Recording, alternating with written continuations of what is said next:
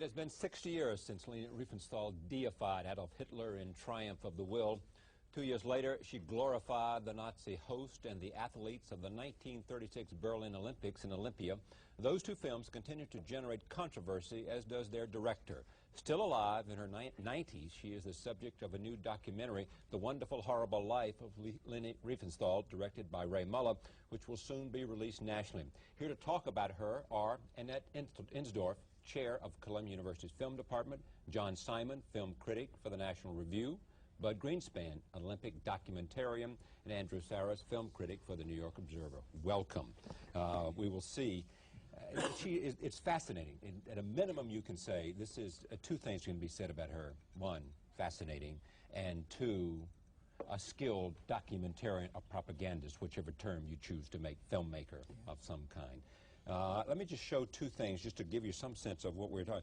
Can you come in on this picture here? This is Bud in 1972, Bud? 1972, yes. That's you, and on one side, and the great Jesse Owens on the other side, the late Jesse Owens, and in the middle, there she is. Yeah, she is 68 years old. Yeah. Where is she today? The last thing I heard that she was in Kenya on her way back to Germany. She's still doing a lot of business. No. Yeah, John. Kenya on the way to the Seychelles Islands, and then Germany. And she is 92, you say? And how is her health, and what is she? Must be pretty good if she can dive with heavy photographic equipment. At 92, she dives, and at night even, and takes pictures underwater. All right, why does this controversy of her endure, Andrew? Why are we still talking about this? Well, because other than the fact she knew Hitler and she helped define and deify this awful regime. Well, in 34 or 60 years ago, that's a long time, and she's about the only survivor left from that horrible era of the people, of the Nazis. She was of the prominent people. Of the prominent people of the Nazis. She was a fan of Hitler's, and she, as you say, did deify him, although some critics have demonized her by implying the Triumph of the Will made Hitler a kind of star. Hitler was a star in Germany long before Triumph of the Will. Triumph of the Will, I differ with a lot of people. I'm not as high on the film as a whole as I am on Olympia. I think Olympia is her great achievement. But aside from that, I think what this woman, I think the extra edge that comes to a beautiful woman who has been associated with this arch fiend of the 20th century comes in the fact that she's also sexually attractive, or she was, and that, as it does with Jane Fonda and Hillary Clinton in political terms, so to speak, and that she did have this relationship with Hitler, and it's more her relationship with Hitler rather than the films themselves. I'm going to get to everybody, but let me just raise the question that John Simon raised in his piece. He said the hoary question is, was she Hitler's lover? Absolutely not. Absolutely not. Well, she says no. Who can say? But I would say no, more because of Hitler than because of Riefenstahl. Oh, yes, I think that he was not. That was not his. He was not particular heterosexual, bag. or I he think was no. He's not homosexual, but he was tended to be ascetic. I think. Okay. I've heard every story from Hitler to Joseph Goebbels, but the one I do know about was our American decathlon champion in 1936, Glenn Morris, who later went on to become Tarzan.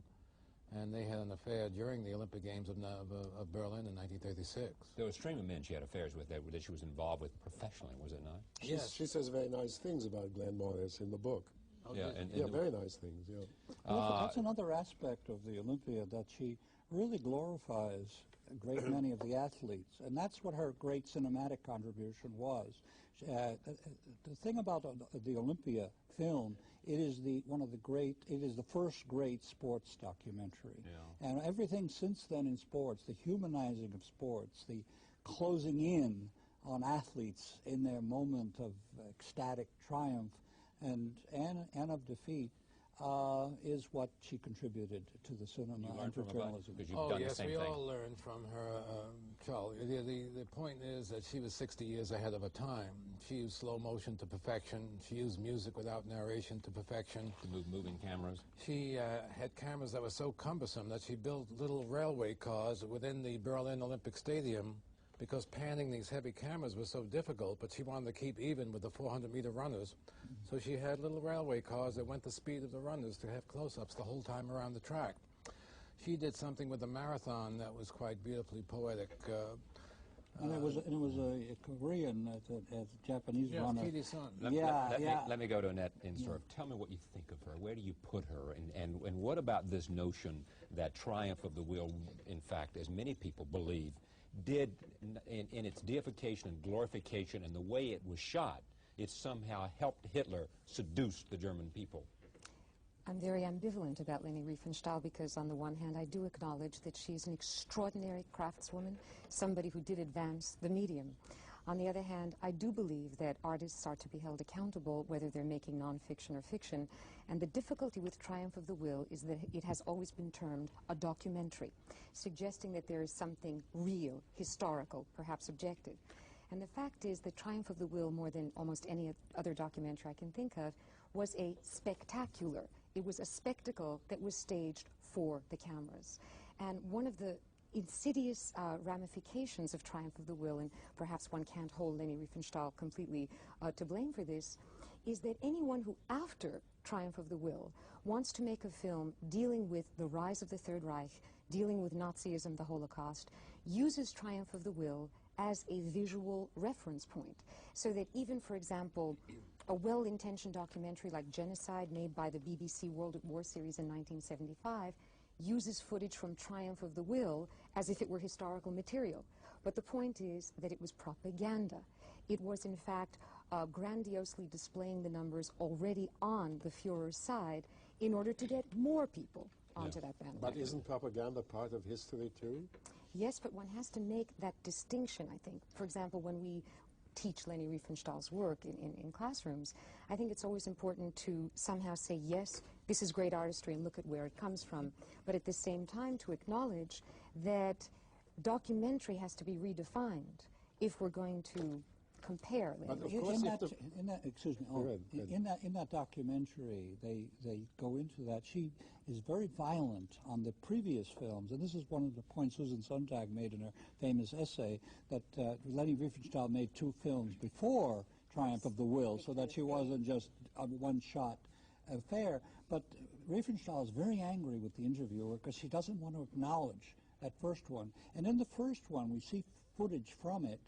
And this is one of the things that Hitler accomplished between the first one and between Triumph of the Will. He eliminated Heinz Röhm of the SA, and he purged a whole section of his party. You know, everybody talks about the Moscow trials and how Stalin got rid of his. This is what Hitler accomplished. So this very crude documentary where you see Heinz Röhm walking around almost on an equal footing with Hitler is supplanted by the Triumph of the Will, where Hitler flies into Nuremberg like a god and stands supreme. Into Nuremberg like a divinity. So that's a very... I want to come back to the relationship between the two of them, but let me just show, here is a clip from the film we've been talking about, Triumph of the Will, which was made in 1934. All right, here it is. Die große Not unseres Volkes, die uns einst ergriffen hat und die uns zusammenführte, im Kampfe ringen und groß werden ließ. Daher können das alle die nicht verstehen, die nicht die gleiche Not in ihrem Volk gelitten haben.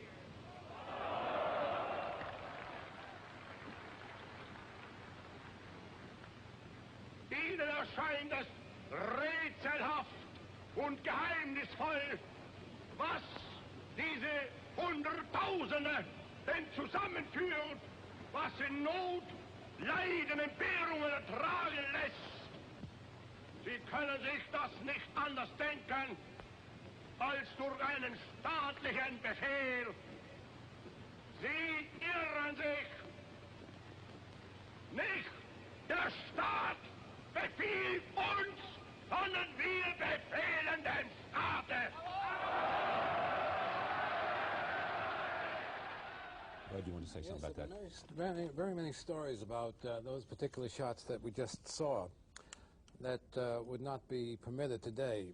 Many people believe, and she will not admit to it, that this was shot after the rally to get the close-ups. If you saw, there were no people in that audience when the back shot coming from behind. So it was shot twice. I know for a fact she did it in Olympia when at the end of the pole vault, it was getting to be about 7:30, 8 o'clock at night, and they didn't have fast enough film, so they couldn't shoot this famous match between two Japanese and an American. And so the next day she asked the two Japanese and the American to come back, and it's obvious to anybody that sees the film that there was a plant, because the Japanese are smiling, and Earl Meadows, who eventually won, is smiling, he's waving at the camera, things that don't happen. So she had, unfortunately, some black marks attached to some of her filmmaking, mainly because of the technical situations that arose in those days. That's what her genius was, editing. Exactly. And once this is the whole montage thing that she got from Eisenstein and Vidovka and the other Russians. With editing, you can lie. That cameras do not tell the truth. And from the moment that Eisenstein made Potemkin, you realize that lying is part of her strategy, and she used that. You're so right, because in the famous in the famous marathon run, you see legs going on the pavement. You know the camera was on the legs, and you know it had to be shot before the marathon, because no marathon runner is going to be carrying a camera on his knee. What was the relationship between with Hitler? If it wasn't her lover, was it a adoring relationship on her part? Did she know about what the Nazis were doing? Did she accept what the Nazis were doing, whether she was a member of the party or not? And why shouldn't she, therefore, receive the opprobrium of history for her relationship? I think we must differentiate between the artist as artist and the artist as human being. I think some of the greatest artists that we have known have been lousy human beings. I'm not saying that she was all that lousy, but she certainly wasn't on the side of the angels much of the time. But I think someone like Richard Wagner would pass no morality test that I can imagine of. Bertolt Brecht would pass no morality test imaginable. Many others, I mean, whom we today admire and forgive. We think Maurice Chevalier is a charming fellow, delightful, and he likes little girls, and what could be nicer? But in fact, he was a total fellow traveler, as was Daniel Darieux, as were all kinds of Collaborations. Yeah. And these are not things to admire from the human or historic point of view, but it does not in any way militate against admiring these persons as artists. Can you accept that, Annette Insdorf? With some reservations, I can. But I think that, for example, one should continue to watch her films, to read her memoirs, to see the superb documentary. But my position is, if you're showing Triumph of the Will, especially to young people, you show Night and Fog at the same time. In other words, you don't look at that film in the vacuum of formalism or aestheticism or the history of the documentary. You look at it in terms of the fact that it did have repercussions within Germany at the time and continues to after the fact. And what repercussions do we know that it had? Well, it's always hard to document the precise relationship between a film and audience response. But that film was shown in a lot of theaters in the 1930s. And what happened was, it became a sort of tidal wave, I gather. It's within the film in many of the shots. You see this oceanic sense of how a few bodies become this large mass of bodies. Well, when you show that in a theater to a receptive audience, chances are even more bodies are going to want to feel part of that tidal wave. Again, I don't say one blames Riefenstahl. I say we're sitting here having this very discussion for only one reason, not because she was connected to Hitler, not because she had lovers, because she was a really good filmmaker. If she were bad, we wouldn't bother this, with any of this. I think we must make a distinction also. Everybody would agree with that. I mean, the reason we're having a full-length book here and at the same time this documentary is 3.5 hours is because she did create, by any other standard, except for her associations, great art, John? Yes, and she's done other things that are quite wonderful, too, before and after. Well, she actually upset Hitler quite a few times during the games, because when she did the massive amount of work with Jesse Owens and the other black athletes, that was not supposed to be done. And when she had a feature of Lutz Long, the German champion, losing the broad jump, the long jump to Jesse Owens, and then arm in arm, a white Aryan youth, Lutz Long, the hero of Germany, putting his arm around the black man, this was a no-no. But she insisted that it go into the film. She has integrity of all kinds. What we have to remember also the time. 34 and 36 is a great deal different than 40 and 45. In other words, at that time... Yeah, but where was she between 40 and 45? She was oblivious to the politics. What She was Kristallnacht, oblivious to the politics? well, oblivious in the sense of not participating in it. In other words, she was an obsessed filmmaker. That's right. That was her whole life, is filmmaking, and that's not admirable. Did she make films during those period? During Yeah, the period of hardly at all. But the point is, when Kristallnacht occurred, one of the damning quotes that Jay Oberman quoted in The Voice, and it is damning. She denied that Kristallnacht happened. She happened to be in New York, in Los Angeles and New York, promoting Olympia. She was away from where the thing was, and she wouldn't believe what had happened. I think you can say that it was naive of her and wrong of her to be surprised by all the things that the Nazis did. But she wasn't really, in other words, her career was her alibi. Yeah, Well, it was more than her alibi, it was her obsession. Right. And even quite ordinary people can tune out anything that they don't want to know or don't want to see. An artist who is far more fanatically dedicated to his work than ordinary people is even better at tunnel vision. But do we give artists a pass on questions of that are as... Yes and no. We may not want to invite them to dinner.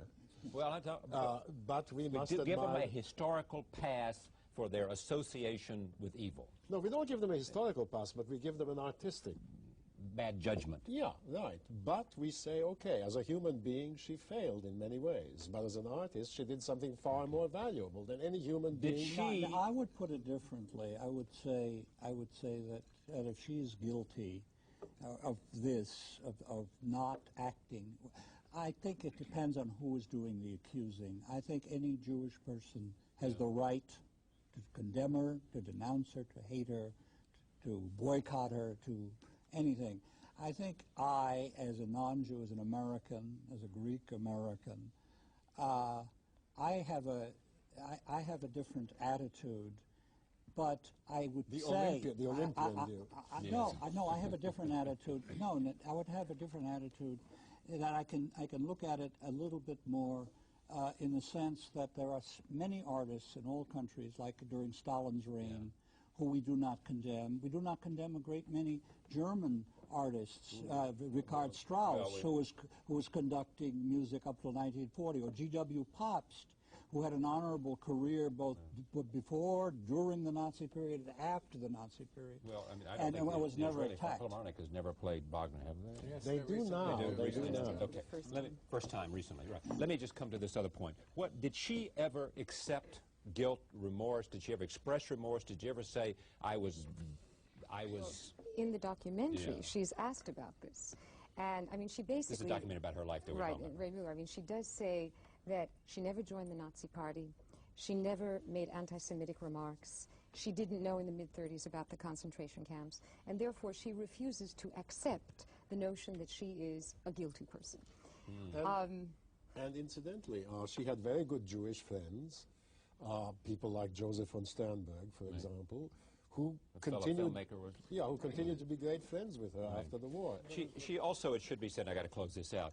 She, after the war, what happened? She is on record, though, as having made anti-Semitic comments. I mean, that has to be said. A lot of correspondence, a lot of meetings with Jesse Owens. They became a mutual admiration society. And Jesse was very fond of her and she of him, and that stayed till Jesse's death. Did she ever make any great films after the war? No. Well, she made some interesting documentary work with the still camera, with the Nuba, and underwater photography. She's done some very nice, and some of her books, which are very artistic, I mean, are available. She learned to scuba dive at a later age, and lived 70 years old or something. Let me close this out because we are out of time. Would all of you recommend somebody go see this film? It is the film itself, the documentary is worth seeing as an understanding of her role and her craft. Also very instructive on how to make movies. Okay. Not only that, but this is a very good book. And she's a damn good writer, and I think she should be read as a writer as well. And Mueller's documentary intersperses concentration camp footage at the same time that she defends herself, which I think is the proper way to present this issue. All right. Started on life as a dancer, as I remember. Yes. Thank you all for joining me. We'll be right back talking about Carousel. Stay with us. The Carousel at the Vivian Beaumont Theater at Lincoln Center. We thank you for joining us. Thank you for watching this evening. Look forward to seeing you tomorrow night with the Secretary of State of the United States, Warren Christopher. See you then.